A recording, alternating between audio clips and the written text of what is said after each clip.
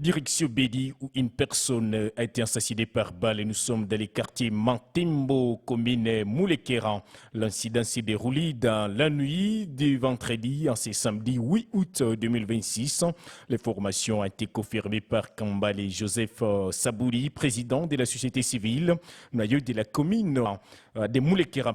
Il a affirmé que la victime, dont l'identité n'est pas encore connue, a été tuée par des présumés bandits qui restent introuvables. Il appelle les services de sécurité à jouer pleinement leur rôle de sécuriser la population civile. Farah Diakato nous a parlé depuis Béni. D'après Joseph Sabouni, président de cette structure citoyenne, la victime était âgée d'environ 25 ans. À l'en croire, des hommes armés non identifiés ont tiré à plusieurs reprises sur ce jeune homme avant de prendre la fuite, laissant sa moto sur place. Le corps a été récupéré par les services de sécurité et conduit à la morgue de l'hôpital général de référence de Béni. Dans la commune Mouleker, quartier Matembo, c'est l'île Tipiwe, les bandits main armés non autrement identifiés ont tiré sur un jeune garçon et son identité n'est pas encore connue parce qu'on l'a logé plusieurs coups de balle et il a décédé sur place. Ce jeune garçon environ de 25 ans, mais aussi on a laissé sa moto. C'était vers 21h,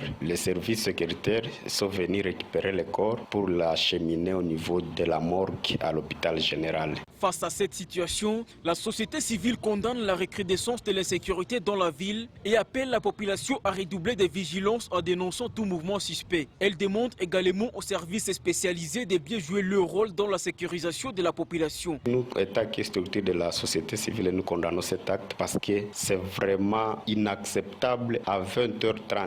On crépite plusieurs coups de balle sans intervention, mais aussi nous sommes sous l'état de siège. Nous, État qui est la population. Nous appelons la population à la vigilance, mais aussi de dénoncer tout mouvement suspect. Nous appelons aussi les services sécuritaires de doubler encore la vigilance. Il s'est de préciser que ce nouveau cas d'assassinat intervient alors que la ville de Béni fait face toujours à une insécurité grandissante, caractérisée notamment par des cas de cambriolage dans des domiciles des habitants. Une situation qui nécessite l'intervention urgente des autorités afin de trouver des solutions durables. J'interviens depuis la ville de Béni. Farah Diakato pour la RTE Kivu.